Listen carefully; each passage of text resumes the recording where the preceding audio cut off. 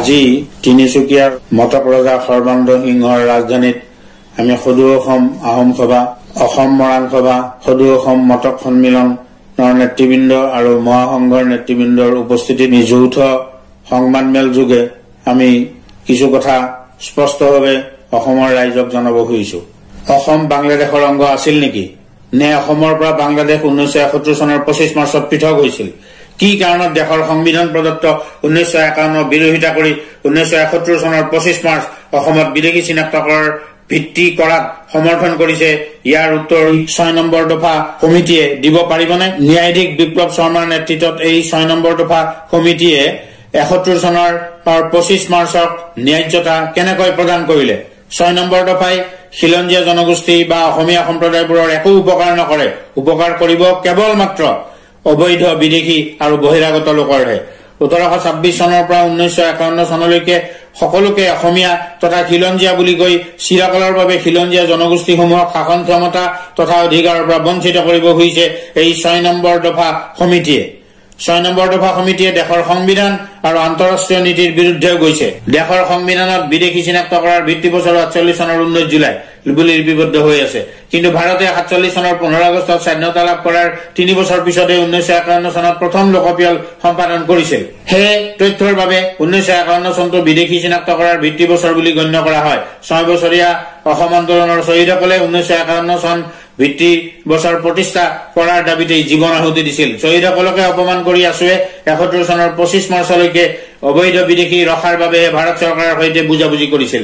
এই বুজাবুজি পত্ৰৰ 6 নম্বৰ দফা কাৰ্যকৰী হলে অসমৰ সকলো সমস্যাৰ সমাধান হ'ব, এনে এটা ধাৰণা দি খিলঞ্জীয়া জনগোষ্ঠী সমূহৰ মৃত্যু নিশ্চিত কৰিবলৈকে আছু আৰু অগপ অসম সাহিত্য সভা আদিয়ে আপ্ৰাণ চেষ্টা কৰি আছে। এই 6 নম্বৰ দফাত কি লিখা আছে?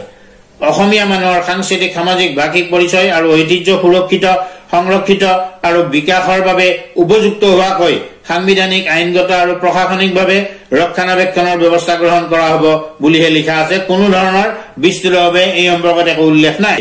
সমিতিয়ে 1951 চনৰ পৰা 71 চনৰ 25 মাৰ্চলৈকে অসমত অবৈধভাৱে সোমোৱা প্ৰায় 80 লাখ অবৈধ বিদেশীক ৰখাৰ বাবে পৰামৰ্শ দি দেশৰ সংবিধান আৰু আন্তঃৰাষ্ট্ৰীয় নীতি উলংঘা কৰিছে। আন্তঃৰাষ্ট্ৰীয় নীতি অনুসৰি খিলঞ্জীয়া লোকৰ ভিত্তি বছৰ 1826 হবই লাগিব। ইয়াৰ বিৰোধিতা কৰি 1826 চনৰ পৰা 51 চনৰ ভিতৰত অসমত সোমোৱা সকলো বিদেশী বহিৰাগত লোককে ভাৰতীয় তথা অসমীয়া বুলি অভিহিত কৰি অসমীয়াৰ ভিত্তি 1951 হ'ব লাগে বুলি পৰামৰ্শ দিছে। লগতে 1951 চনৰ পৰা 71 চনৰ 25 মাৰ্চলৈকে অসমত সোমোৱা 80 লাখ অবৈধ বাঙালী ভাষী হিন্দু মুছলমান আৰু নেপালী বিদেশী লোকৰ নাম ভোটাৰ তালিকাত অন্তৰ্ভুক্ত কৰি ভাৰতীয় নাগৰিকত্ব দিয়াৰ পক্ষত প্ৰতিবেদন দিছে। ন্যায়াধীশ হৈ দেশৰ সংবিধান উলংঘা কৰি এনে খিলঞ্জীয়া ধ্বংসকাৰী পৰামৰ্শ কেনেকৈ দিব পাৰে? 1951 চনৰ পৰা 71 চনৰ ভিতৰত বিদেশীবোৰক ভাৰতীয় নাগৰিক বুলি অভিহিত কৰাটোৱেই সংবিধান বিৰোধী কাৰ্য। ভাৰতীয় নাগৰিক হিচাপে বিদেশীয়ে সকলো সাংবিধানিক অধিকাৰ পাব বুলি কোৱাটোৱেই অসম বিৰোধী দুষ্কাৰ্য। আজি অসমত ভাৰতীয় নাগৰিকসকলেই খিলঞ্জীয়া তথা অসমীয়াতকৈ বেছি অধিকাৰ ক্ষমতা আৰু সুবিধা লাভ কৰি আছে। যিখিনিক ব্ৰিটিছে অসমত থৈ গৈছিল সেইসকলক 1951 ভিত্তি বছৰ ধৰি সেই ভাৰতীয় নাগৰিকসকলৰ কথা কৈছো। সমিতিয়ে আন্তঃৰাষ্ট্ৰীয় নীতি অনুসৰি অসমত খিলঞ্জীয়াৰ ভিত্তি বছৰ 1826 হ'ব লাগিব বুলি প্ৰস্তাৱ দি খিলঞ্জীয়া জনগোষ্ঠীসমূহৰ সুৰক্ষাৰ বাবে শাসন ক্ষমতা আৰু অধিকাৰ আদি সৰ্বকালৰ বাবে সুৰক্ষিত কৰিবলৈহে ভাৰত চৰকাৰে সন্মতি জনোৱা ৰাষ্ট্ৰসংঘৰ খিলঞ্জীয়া লোকৰ অধিকাৰ চনত 2007 মতে সকলো ব্যৱস্থা গ্ৰহণ কৰিবলৈহে পৰামৰ্শ দিব লাগিছিল, কিন্তু নিদিলে। 1826 চনৰ পৰা 1947 চনৰ ভিতৰত অসমত সোমোৱা তথা সাম্ৰাজ্যবাদী ব্ৰিটিছে অসমত উপনিৱেশিক চৰকাৰ চলাবলৈ আনি থৈ যোৱা সম্প্ৰদায়বোৰক অসমীয়া বুলি কোৱাটোও ভুল।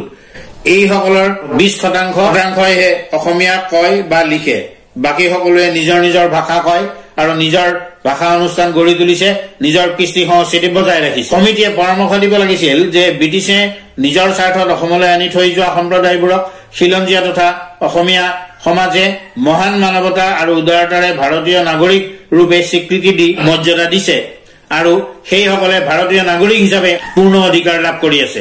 উক্ত সম্প্ৰদায়বোৰক শুদ্ধকৈ অসমীয়া ভাষা কবলৈ আৰু লিখিবলৈহে পৰামৰ্শ দিব লাগিছিল। লগতে বসবাস কৰি থকা অঞ্চলৰ সমীপৰ জনজাতীয় লোকৰ ভাষা শিকাটো বাধ্যতামূলক বুলি ক'ব লাগিছিল। তেতিয়াহে ভৱিষ্যতে অসমত খিলঞ্জীয়া জনগোষ্ঠীসমূহৰ সৈতে এই ভাৰতীয় নাগৰিকৰ বিভিন্ন সম্প্ৰদায়বোৰৰ কোনো সংঘাত বা সংঘৰ্ষ হোৱাৰ অৱকাশ নাথাকিলহেঁতেন। 1951 চনৰ পিছত কোনো বিদেশী অসমত থাকিব নোৱাৰিব বুলিহে পৰামৰ্শ দিব লাগিছিল।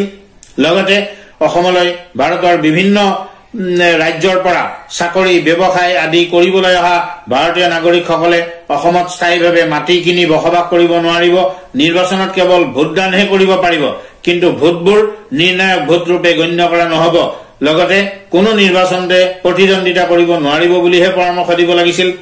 অসম দেশ খিলঞ্জীয়া জনগোষ্ঠী আৰু অসমীয়া সম্প্ৰদায়বোৰৰ ভৱিষ্যত 100% সুৰক্ষিত কৰি ৰাখিবলৈহে পৰামৰ্শ দিয়া উচিত আছিল। 1826 আগৰ অসমত কেৱল খিলঞ্জীয়া জনগোষ্ঠীসমূহে শাসক আছিল, কিন্তু ব্ৰিটিছে উপনিৱেশিক চৰকাৰ গঠন কৰাৰ পিছৰ পৰা সেই অৱস্থাৰ পৰিৱৰ্তন হল। অসমত কেতিয়াও খিলঞ্জীয়া জনগোষ্ঠীসমূহ আৰু 100% সুৰক্ষিত নহব তথা অধিকাৰ নাপাব। অসমৰ খিলঞ্জীয়া জনগোষ্ঠীসমূহে ব্ৰিটিছে থৈ যোৱা সম্প্ৰদায়বোৰক ভাৰতীয় নাগৰিক হিচাপে অধিকাৰ দিবই লাগিব। কাৰণেই এই ক্ষেত্ৰত সুস্পষ্ট নীতি আৰু কঠোৰ ব্যৱস্থা গঢ়ি তুলিবই লাগিব।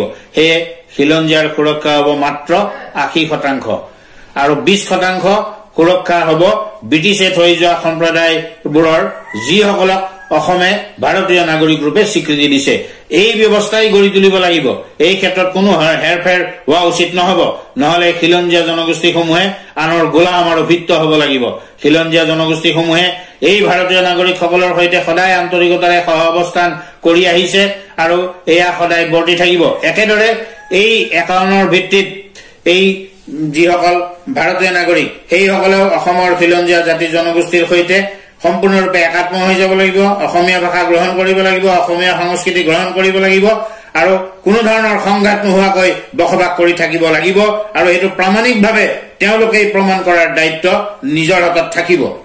অসম সন্মিলিত মহাসংঘই ঐতিহাসিক ঘটনাৰ শুদ্ধ বিশ্লেষণেৰে অসমৰ খিলঞ্জীয়া জনগোষ্ঠীসমূহৰ স্থায়ী সুৰক্ষা আৰু হিত অধিকাৰ প্ৰতিষ্ঠাৰ বাবে যুঁজ দিছে। এই ক্ষেত্ৰত তিলমেনো আপোচ কৰা নহব। খিলঞ্জীয়া জনগোষ্ঠীসমূহে নিজৰ মৃত্যু নিজে মাতি আনিব নোৱাৰে।